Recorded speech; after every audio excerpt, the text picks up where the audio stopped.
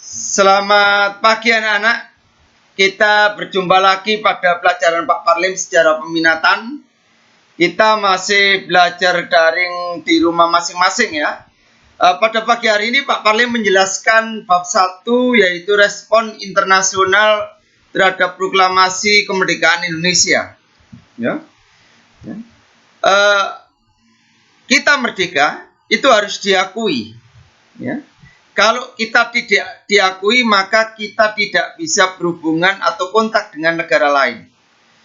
Makanya dalam hal pengakuan itu ada dua pengakuan. Yang pertama, pengakuan secara de facto. Ya. Pengakuan ini diberikan, ya, suatu misal Indonesia merdeka 17 Agustus 45. Bangsa lain itu memberikan pengakuan secara de facto. Karena kita merdeka ada wilayahnya, ada penduduk dan rakyatnya, ya, ada sumber-sumber negara, ada sumber alam, ya, itu de facto, ada negara, ada pemerintahan, ada rakyat, itu de facto.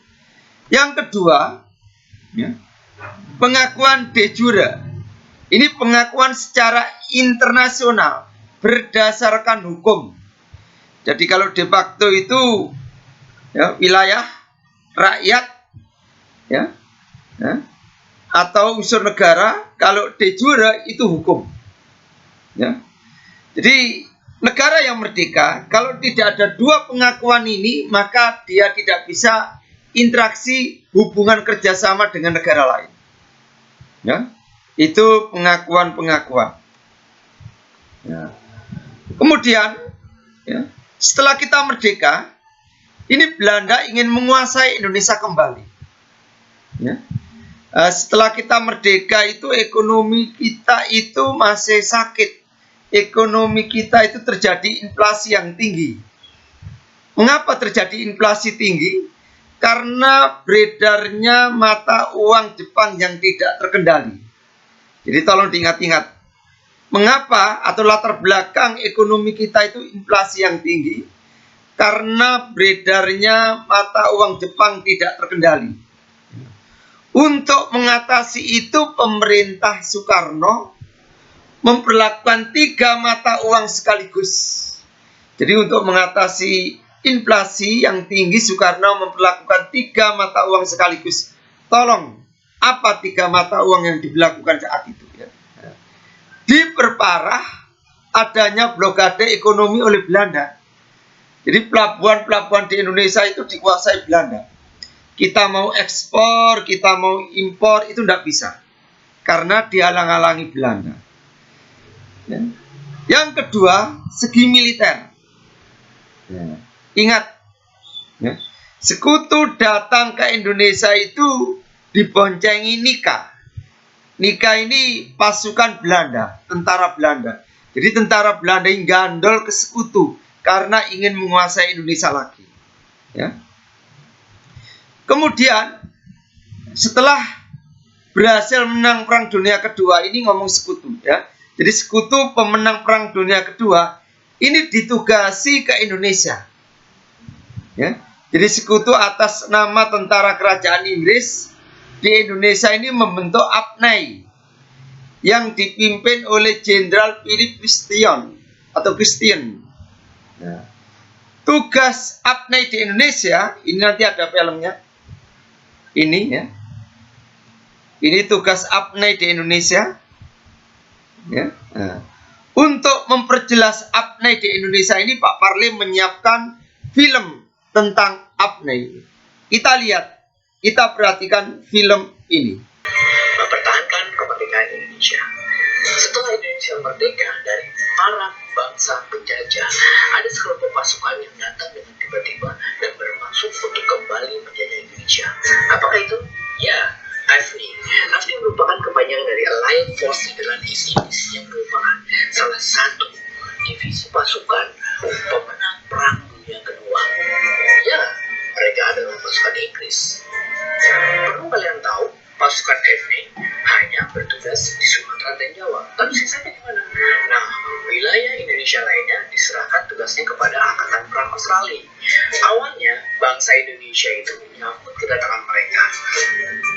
Tugas AFNI antara lain adalah menerima penyerahan kekuasaan dari tangan Jepang, membebaskan intelijen sekutu, melucuti, mengumpulkan dan memulangkan Jepang, serta mempertahankan keadaan damai yang akan dimulai status pemerintahan sipil, dan kemudian menghimpun keterangan ya untuk mengadili penjahat perang Jepang ke pengadilan militer. Kita lihat bahwa ada juga banyak pelanggaran hak asasi manusia.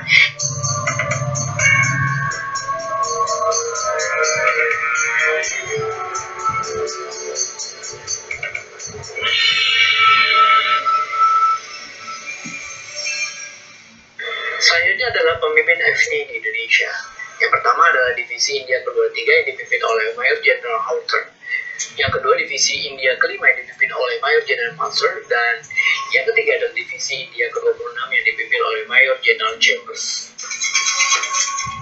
Awalnya, bangsa Indonesia senang hati menyambut kedatangan AFNI karena mereka membawa misi perdamaian.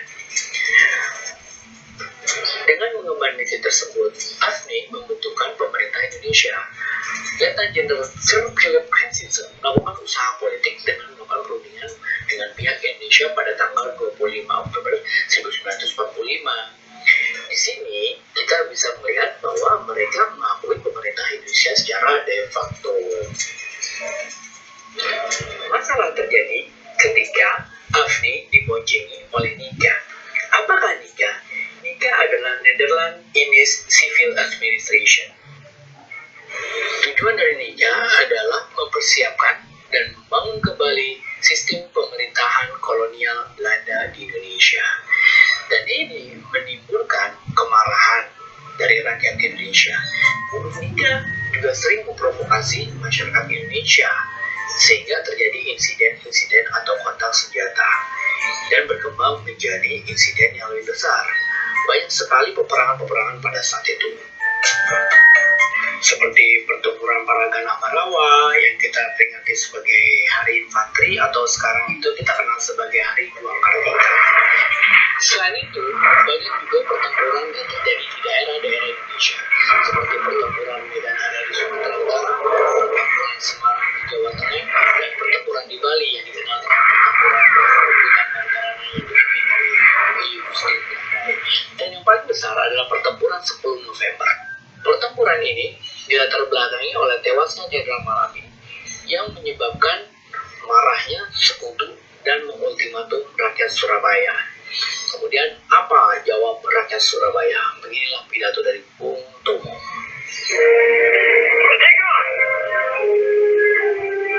Saudara-saudara, rakyat jelata di seluruh Indonesia, terutama saudara-saudara penduduk kota Surabaya.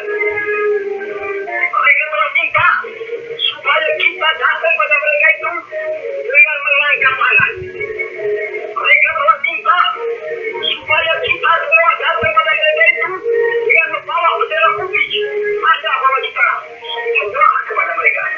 Tentara Inggris, ini lawan kita, ini lawan rakyat Surabaya, ini lawan pemuda Indonesia.